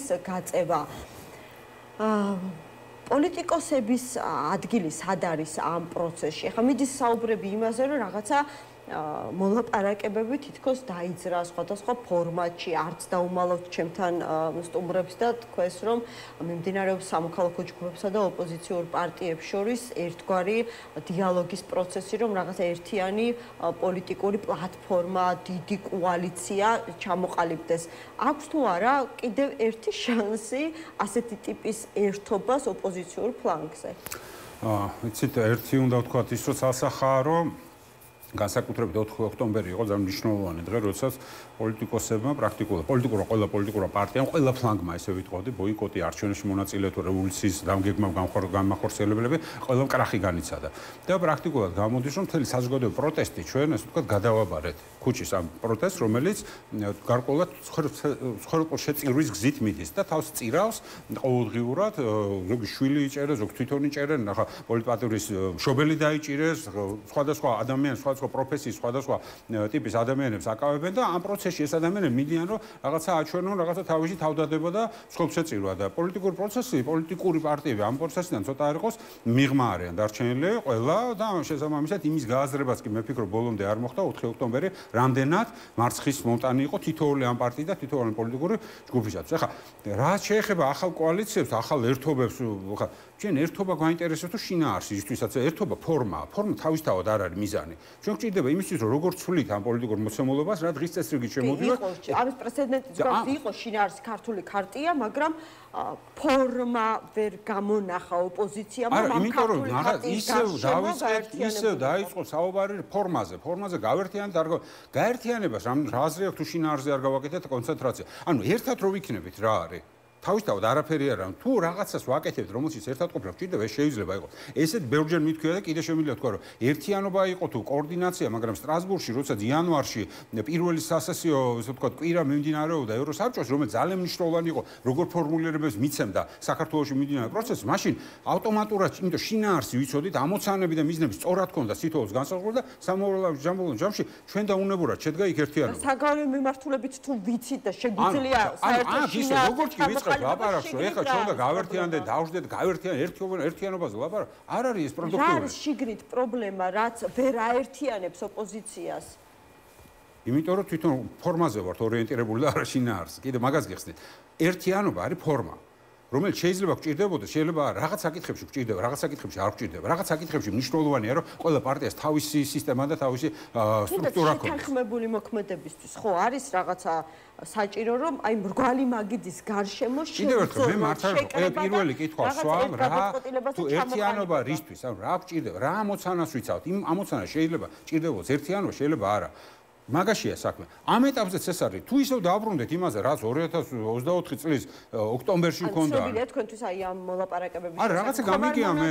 არა, არ მონაწილეობ, რაღაცა გამიგია, მაგრამ კიდევ ერთხელ ის თქვა მინდა. თუ ჩვენ იმას დაუბრუნდებით, რაც გამოვიარეთ და არ გამოვიდა, ისევ იგივე გზას გავივლეთ. არაფერი არ გამოვა. ისეთივე ვერ იქნება, იმიტომ რომ აი ერთი დაზუსტება რაც შემიძლია თქვა ნაციონალურ მოძრაობის და გახარიას პარტიის გარეშე. ესეც რამდენად სწორია, ჯერ ერთი რომ ტოლობის ნიშნის დასმა ნაციონალურ მოძრაობასა და გახარიას შორის და შემდეგ მათი ასე ვთქვათ, მათ გარეშე ახალი რაღაცა მის ჩამოყალიბება, ფორმატის ჩამოყალიბება. ანუ მაშინ გახარიას გარეშე თუ არის, მაშინ ლელოს გარეშე არა? ანუ ლელოს კიდევ ერთ ჩანს აძლევენ. ანუ ვინ ვიწყებს ამას არ ვიცი. პირდაპირ ეთერში აგერ მოწოდებები გააკეთეთ. თვითონ მონაწილეები, ანუ ამბობენ და იმეც გამოთქვამენ, რომ ლელო აი ამ როგორ თქვა ძალიან არასასურველ შედეგს, რომელიც მათ მიიღეს ადგილობრივ არჩევნებში, საბოლოო ჯამში არ დაჯერდება და უარსიტყვის საკრებულოში შესვლას და შესაბამისად გადმოვა მეორე ფლანგზე ოპოზიცია. არ ვიცი, ეგ ხო არაუდებია, მე კიდევ ერთხელ ის თქვა მინდა, ერთობა თავისთავად არ შეიძლება იყოს თვითმიზანი. ერთობა არის ფორმა, რაღაცა გარკვეული მიზნების მისაღწევ. მიზნებია მთავარი. ამ მიზნების ფორმულირება არის სწორად. რისთვის მივდივარ, რას ვაკეთებ და რა არის, რაში გვჭირდება კოორდინაცია, რაში გვჭირდება ერთიანი პლატფორმა, რაში გვჭირდება საცალკე პლატფორმა. არ შეიძლება საქართველოში ერთი პარტია ვერ ჩამოყალიბდება ყველასგან. გამორიცხულია, უბრალოდ არაბუნებრივიც იქნება. ძალიან მრავალფეროვანია პოლიტიკური სპექტრი, იმის რომ ერთი პარტია იყოს და ერთი პარტიის პრინციპით ვერ იმუშავებს ერთობა. ამიტომაც კიდევ ერთხელ თუ ჩვენ გავიაზრებთ, რომ ამ ურთიერთობაში პოლიტიკური პროცესის ფორმირებაში ჩვენ გვჭირდება ერთის მხრივ გარკვეული ერთიანი ფრონტი და ეს უნდა იყოს არა ერთმანეთთან ბრძოლა, რასაც აქამდე ვაკვირდებოდ, არამედ ბრძოლა რეჟიმის წინააღმდეგ, ეს ერთი, ამაში შეიძლება ერთიანობა იყოს, მაგრამ ისე რომ ამუცილებლად ყოველდღიური შეკრებები ამისთვის არ იყოს, უბრალოდ გამოცხადდეს, რომ აღარ ვესხმით თავს ერთმანეთს და ვესხმით მხოლოდ ოცნებას. მეორე, თუ არის პროცესი თუ გვინდა რომ იყოს ძლიერი, ამიტომ პარტიებს უნდა ქონდეს შიდა პოლიტიკური პროცესები. შიდა პოლიტიკური პროცესები არ საჭიროებს კოორდინაციას და ერთობას პარტიებს შორის. თითოეულმა პარტიამ თავის პოლიტიკური რეორგანიზაცია თუ რეფორმირება თვითონ უნდა განახორციელოს. ნაცმოძრაობა გავიგეთ, რომ შეიძლება ბევრს არ მოწონს და მეც არ მომწონს, მაგრამ ფაქტია, რომ ნაცმოძრაობას გარკვეული ელექტორალური მდგომარეობა აქვს და შიგნით თუ თვითონ ვერ ხედავენ თავის პრობლემას და ასე ვთქვათ, თუ გავრიყეთ ამით, რა ჩვენ უფრო მეწეს მოვიგებთ, არც არ მოვიგებთ. ანუ რის თქვა მინდა ის რომ ამ პოლიტიკურ ველზე, ამ ოპოზიციურ ველზე არ არის იმდენი რესურსი, რომ თავისუფლად ჩვენ თქვა, რომ ეს მინდა, ეს არ მინდა. ან მე უნდა თქვას, ეს მინდა, ეს არ მინდა. რეალურად არის, რომ თუ რაღაც ამოცანა არის და ივანიშვილის დამარცხებისთვის ვიღაცა ასე ვთქვა, თავის წვრილს შეიტანს, ჩემთვის ნებისმიერი მისაღებია. მაგრამ თუ ისეთივე დესტრუქციაში გადავა, როგორც ეხლა 4 ოქტომბერს იყო, მაშინ მაპატია და არავისთან არ ღირს ახლა და 4 ოქტომბერს მე არავისთან არ ვიყავი რა, მაპატიეთ, უბრალოდ ვიყავი პროტესტის მონაწილე. პროტესტის არა ის, რომელიც მე მისკენ წავიდა, ასე ვთქვა, ორბელიანის სასახლე, არამედ უბრალოდ პროტესტი რუსთაველზე ვიდექ, იმიტომ რომ არჩევნების დღეს ჩემი პოლიტიკური პოზიცია ეს იყო.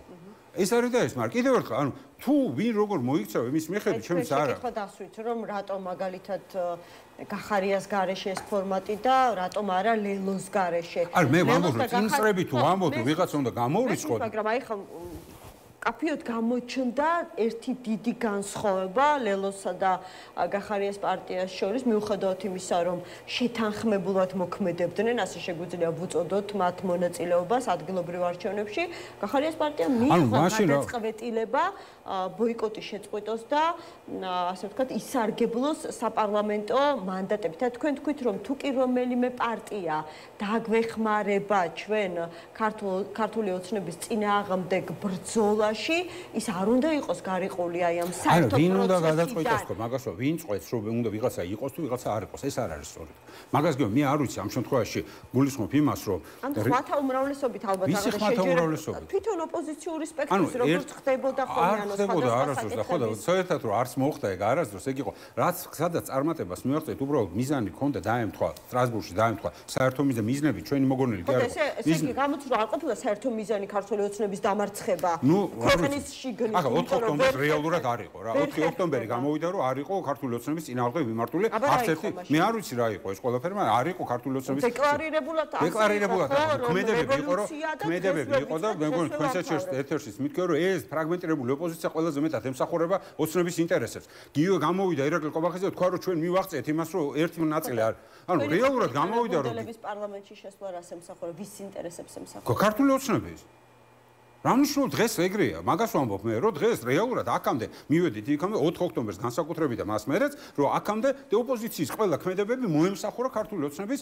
ინტერესებს კონკრეტულად ერთი პოლიტიკური ჯგუფის მათ შორის რეალურად ეს შედეგი დადგა ამის გააზრება თუ არ გვინდა მაშინ ხელახლა გავივლით ამ პროცესს და ისევ დამარცხებულები გამოვა ცნობილი იყო ეს განწყობები ხო თქვენ ეთერში არ მითქვია კი გავიგე მაგრამ რაზეც ახლა საუბრობენ ანუ იმ თავითვე რომ აი ჩვენ თავიდანვე ვამბობდით რომ შეცდომა ბოიკოტი რომ ბოიკოტი მე ვამბობდი რომ ყველაზე კარგი ვერსია იქნებოდა ყველა წავსულიყავთ არჩევნებში ეს თუ არ ვხვდები ზერ კიდე ივნისში ან მაისში ვთქვი მაგრამ როცა დავინახე რომ კრიტიკულად გაიყო ხმები შემდგომი უფრო ნაკლები მაგრამ უკეთესი სცენარი იქნებოდა თქვენ დარწმუნება სხვა ასე ვთქვათ კოალიციების ანუ იმ კოალიციების ვინც საპარლამენტო ჩემი პასუხისგებლობაც ესაა რომ დავაკელი მე საჯაროთაც ბევრი ვისაუბრა ქონდა სხვებთანაც საუბარი ახლა სადამდე შემეძლო ამაზე ადვოკატირებდი ბოლო მომენტამდე ბოლო დღემდე პარტიას არ დავტოვე დიდი ბოლო მომენტამდე პრაქტიკულად რომ ინარჩუნებდი რომ იქნება და რაღაცა ეს ყოფილიყო ჩემი საჯარო პოზიცია იყო შედარებით რბილი მაგრამ სიგნალი იყო ჩემი ბრალი ალბათ ისე რომ უფრო მეტი განგაში არ ავტეხე მაგრამ რეალურად მივედით იქამდე რომ რაც უკვე თვითონ ირაკლი ყობახიძემ თქვა რომ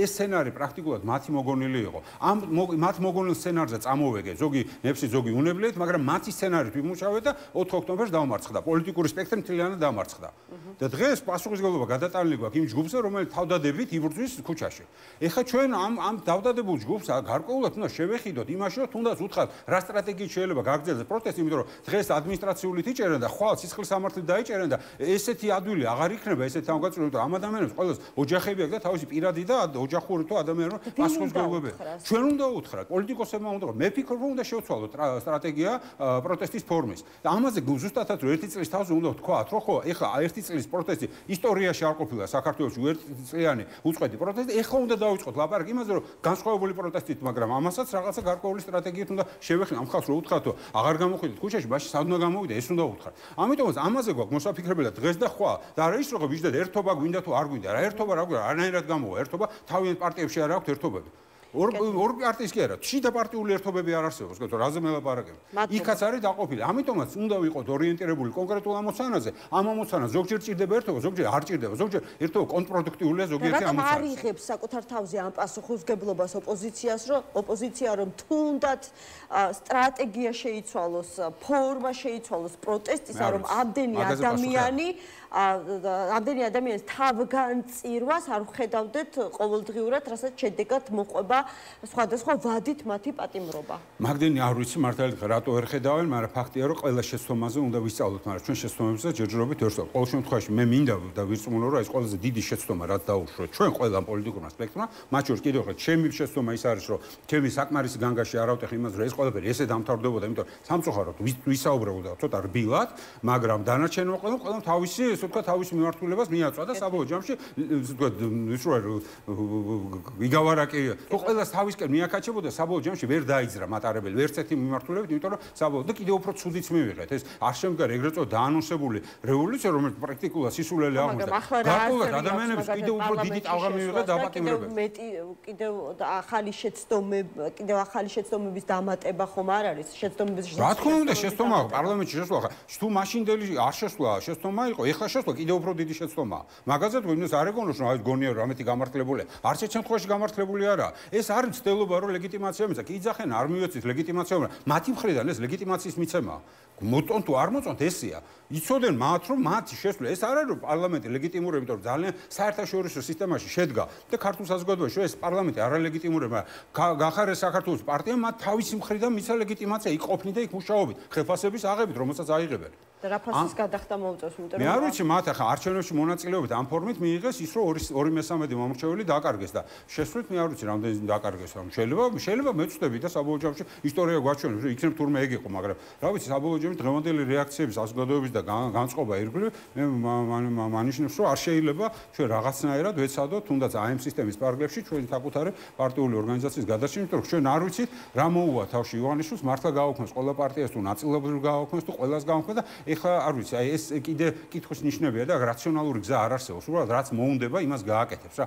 ამ შემთხვევაში, იმიტომ რომ თუ წინააღმდეგობა არ ექნა, თავისუფლად გააკეთებს ყველაფერს და შეიძლება არსებობდეს ესე ვთქვათ საფრთხობელასავით შეინარჩუნოს ისე პარტიები და თუ ესეთი კარგი დაფანტული ვიქნები, მაგრამ კიდე უკეთესი, ამაზე კარგი ველი რა შეიძლება ქონდეს, როცა წინააღმდეგობას ვერ უწევდო უბრალოდ ადგილზე ბუქსაობ რა. მადლობა, დიმიტრი სქიტიშვილი, პოლიტიკოსი იყო ჩვენი გადაცემის სტუმარი. რეკლამის შემდეგ სამართლიანი არჩევნების ყოფილ ხელმძღვანელს ნინო დოლიძეს მოусმენთ.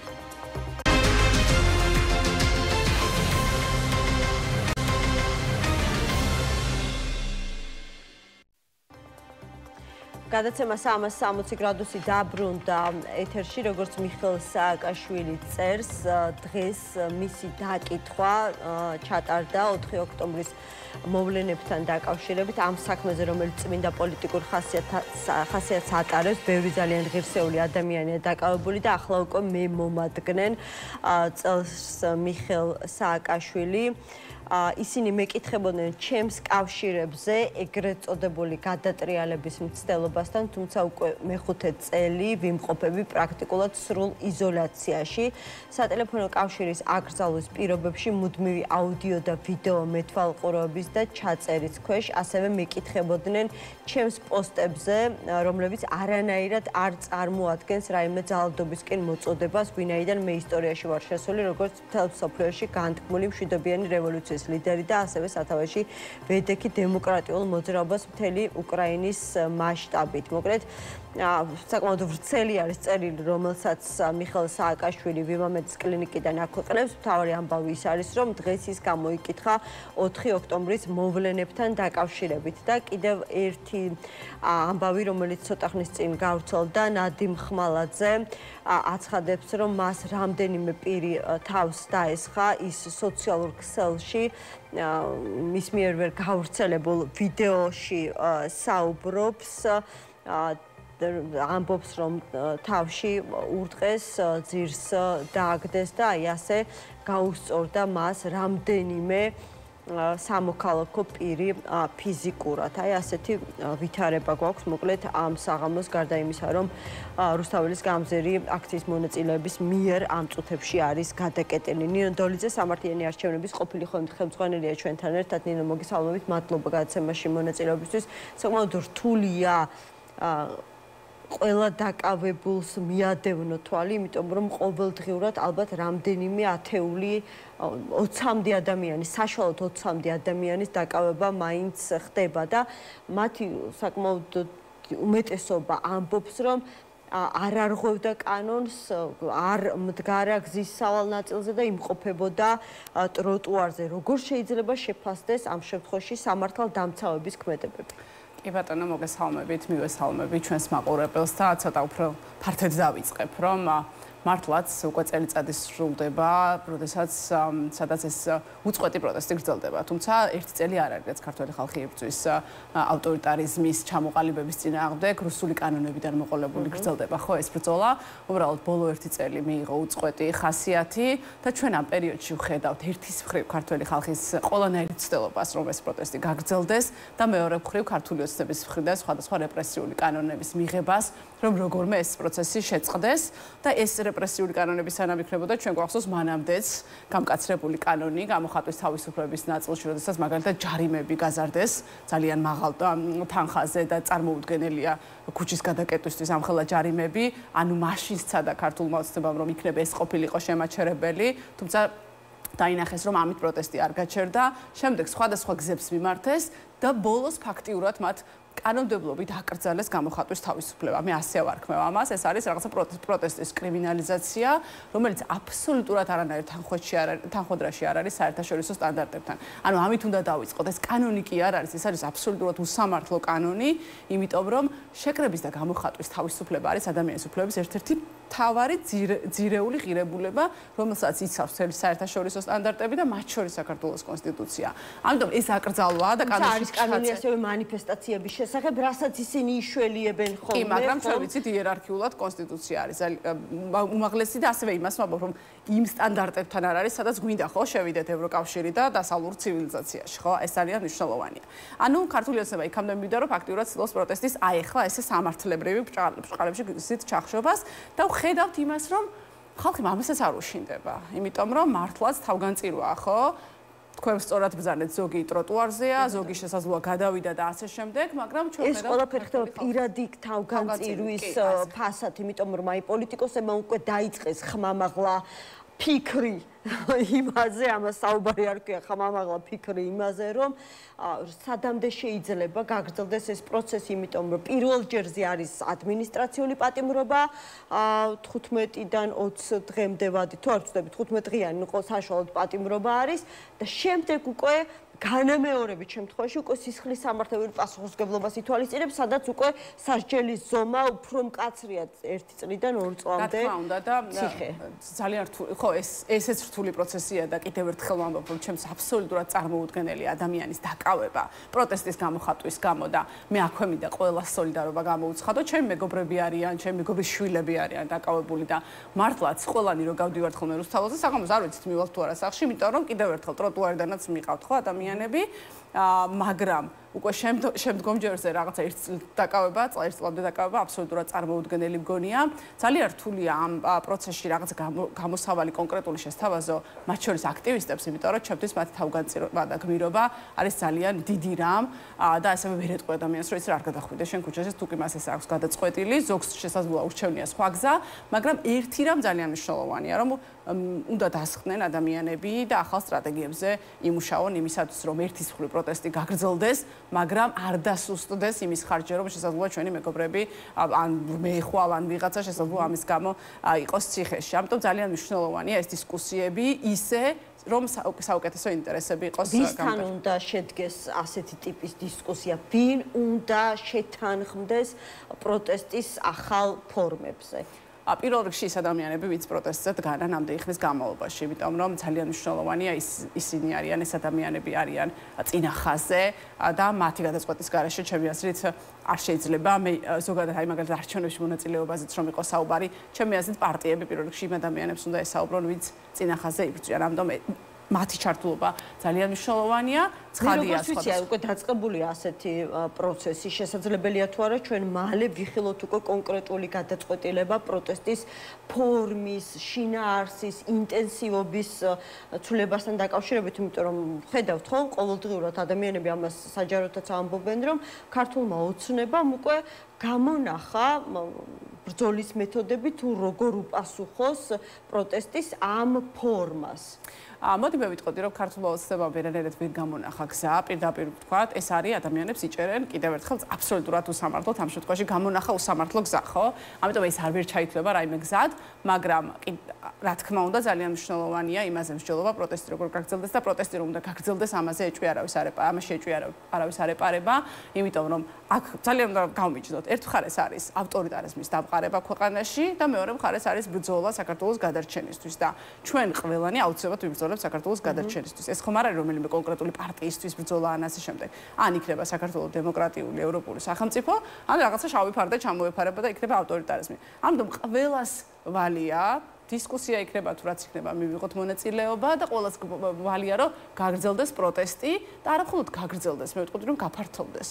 გასცეს თბილისს და ვთქვათ იმ ორ თუ სამ ქალაქს სადაც არის და უფრო ფართომასშტაბიანი იყოს და სხვადასხვა ფორმებიც მიიღოს, იმიტომ რომ შესაძლოა ადრე ბევრი ხალხი რომ იყო საზოგადოება მიცოდა ამის შესახებ, ახლა შესაძლოა ვიღაცებისთვის მივიწყებულია, უნდა გაფართოვდეს და ამისთვის მსჯელობა შესაძლოა დაწყებულიც არის, მაგრამ უნდა დისკუსიაც გაგრძელდეს. ხო, არ ვიცი, მართლაც ძალიან რთულია დღეს ზუსტად დაასახელო რამდენი ადამიანი იმყოფება საპატიმროში სხვადასხვა ვადით, სხვადასხვა დროს აქციაში მონაწილეობის გამო, მაგრამ დღევანდელ ვითარებაში, აი ერთის მხრივ, როდესაც გვაქვს ირაკლი ღარიბაშვილის кейსი, ხომ? განსაკუთრებით დიდი ოდენობით ფულის უკანონოდ მიღებული შემოსავლების ლეგალიზების ბრალდებით ადამიანს 1 საათიც არ გაუტარებია საპატიმროში, მას შეუფარდეს გირაო და მეორეს მხრივ ხედავთ, რომ ადამიანები აღმოჩნდნენ გისოსებს მიღმა, ზოგი გზის გადაკეტვის გამო, ზოგი პირბადის ტარების გამო, ну არის განსხვავებული кейსები, იქ არის რაღაცა წინააღმდეგობის თუ დაუმორჩილებლობა სამართალდამცავების მიმართ, არის ეს кейსი, როდესაც ნახეთ ერთ-ერთი აქტივისტი ქალბატონი, რომელიც საპოლიციო, საპატრო პოლიციის ავტომობილზე ავიდა და ასე გამოხატა პროტესტი, რაც სამართალდამცავები იყენებენ იმის არგუმენტად, რომ მან ასე ვთქვათ, ზალოვანი უწყებების ქონება დააზიანა და მოკლედ ასე შემდეგ. ასეთი кейსებიც გვაქვს, მაგრამ საერთო ჯამში ეს დიდი უთანასწორობა დანაშაულის სიმძიმესა და გამოყენებულ სასჯელს შორის ძალიან დიდ უსამართლობის განცდას აჩენს. ნინო, ასეთ ვითარებაში აქვს რაიმე პერსპექტივა აი ამ ადამიანების უფლებრივი მდგომარეობისთვის ბრძოლას. თუ ეს არის მთლიანად პოლიტიკური პროცესი და ამ ადამიანებმა საკუთარი უფლებების აღდგენას უნდა დაელოდონ მანამ სანამ ზოგადად მთლიანად პოლიტიკური პროცესი არ შეიძლება.